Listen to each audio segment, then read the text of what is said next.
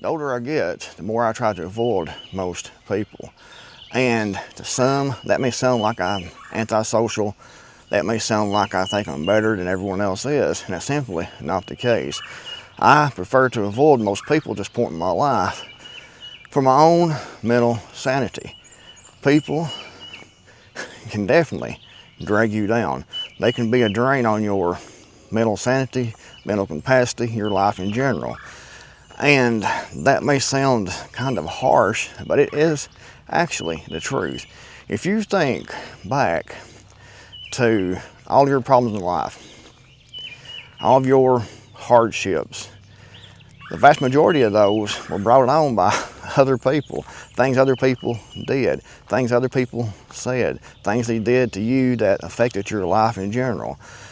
Most of the hardship, most of the trouble, most of the pain comes from other people. And, not just that, it's the whole process of talking to people. That's just not really worth the effort anymore, because it seems that most people don't have any real cares. They don't have any real thoughts. They just repeat and regurgitate what they hear on the television. So me personally, when I try to talk to people about things like politics, that's really important to me, they will repeat and regurgitate the mainstream media talking points. And if I say something that goes against those mainstream media talking points, or something these politicians they worship said, then they get angry. You can tell they don't want to hear it. And you can see that when you're talking about things that are like, say, history, real history, things that weren't told in the history books, things that we weren't taught in school.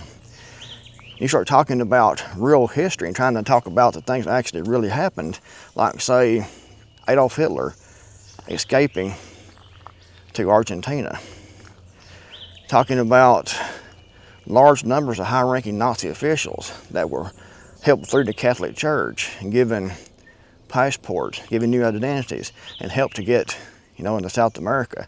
You can tell that they're like, what's he talking about? Is he crazy? I wasn't told this in school, so it has to be some made-up bunch of bull crap. This guy must be an idiot. You can tell they're looking, but you can tell they're half smiling because they think that you're crazy, and they know more than what, I do. And I'm sure you should probably experience the same type of things before. And it's really aggravating to not be able to carry a conversation with most people because they don't have a clue what I'm talking about. They would rather talk about the last time they got on a big drunk, the last football game scores, something like that, and just something they saw on TikTok or some movie or something they've watched.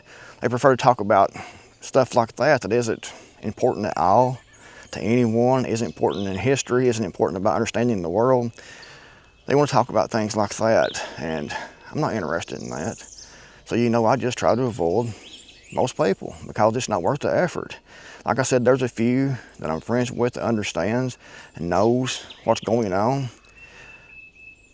But most people don't even want to entertain the possibility of what I'm saying being the truth, even though I can show facts, I can quote dates, I can send information, through email to these people or whatever, text messages, links and things. They don't want to hear it. They will just delete. So it's just a waste of time. But like I said, most of your problems, your aggravations, your hurt, your pain has came from other people. So I avoid other people for my own mental sanity. But there's some people I try to avoid more than others. There's one guy that if I see his vehicle in the parking lot of the store, say Walmart, he goes to Walmart quite a bit. And if I see his vehicle in the parking lot, I will keep on going. I won't even stop. Even though I'm planning on stopping to get a few things, if I see his vehicle in the parking lot, I'll just keep on going and come back another time. If I see him inside the store and he doesn't see me, I will get away as quick as I can to the other side of the store. And sometimes I've actually left the store completely because this guy is so aggravating to talk to. He is one of those people that get right in your face, and I can't stand that. Man, just step back a little bit. Don't get in my face like that. And if you step back away, walk back to try to get out of his try to get out of the area right there a little bit away from the close-up talking. In a few minutes, he's right here again, right in your face. I'm like, God almighty, man.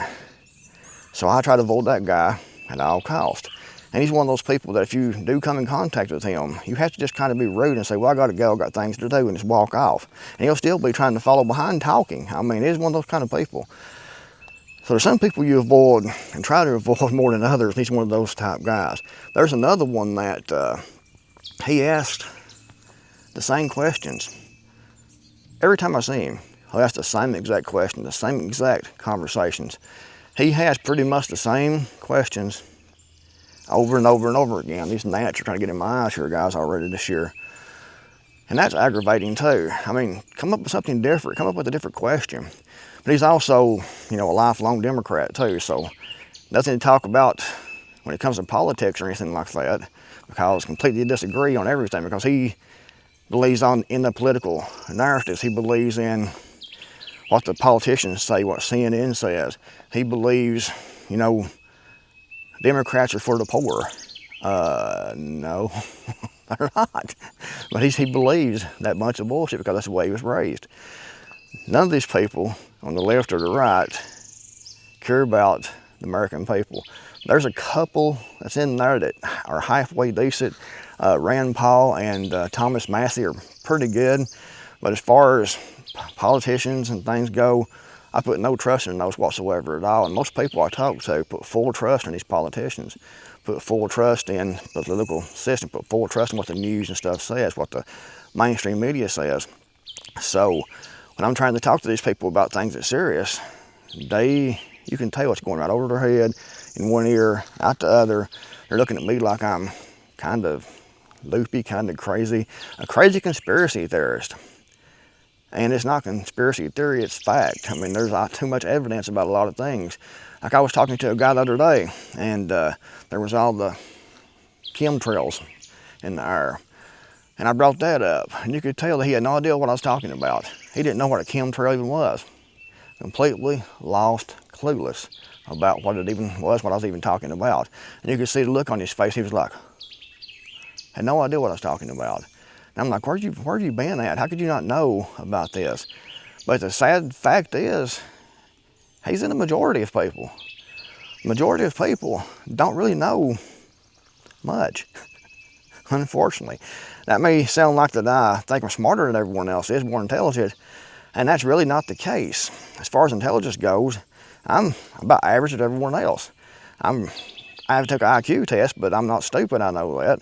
But as far as compared to other people, IQ-wise, I'm probably pretty close to most people. It's average. But the thing is, most people have been completely brainwashed by the schools, by the system, and they can't break out. They can remember a football game score that happened 10 years ago, who won the Super Bowl, but they can't remember or don't know anything that means anything. It's like they just try to push anything meaningful out of their head, so they can't carry a conversation. And it's just a waste of my time, it seems, to try to carry a conversation with most people. I've tried to convince people, tried to talk to people, and you can tell they don't want to listen. They don't want to even entertain the fact that what I'm saying could be factual. What the politicians are doing could be the opposite of what they say they're doing. I mean, it's aggravating. So I just avoid most people. It's just aggravating, fooling with people. And you know, when I have company, most of the time, it's fine for an hour, 2 hours at the max. And then I'm hoping, getting ready for them to leave. And then if they don't leave in a few minutes, I will come up with something like, you know, I'm getting kind of tired. I think I'm gonna get a shower here in a few minutes and get ready to go to bed, or I have something important to do tomorrow. So I gotta get in bed early and kind of give the hint to get them on out the door. Hour or two is okay, but after that, you know, I start getting antisocial, you would say, and start wanting to be by myself. I prefer being by myself actually anymore. Quiet time, peaceful. If you're by yourself, you can have your own thoughts. You can do what you want, when you want, how you want to do it.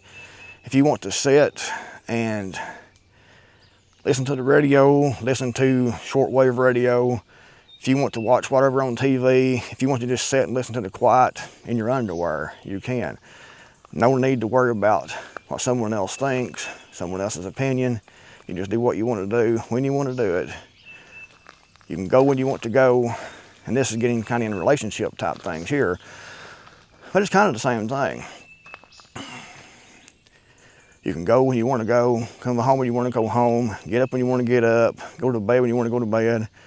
That's a lot better actually than this trying to be aggravated with other people. Anyway, that's pretty much why I avoid most people at this point in my life, and probably the older I get, probably the worse it'll get. Anyway, what do you think? Do you try to avoid most people? If you do, let me know in the comments below. If you haven't subscribed yet, be sure to subscribe to the channel and give the video, a thumbs up. Thanks for watching. I'll see you guys in the next video, hopefully.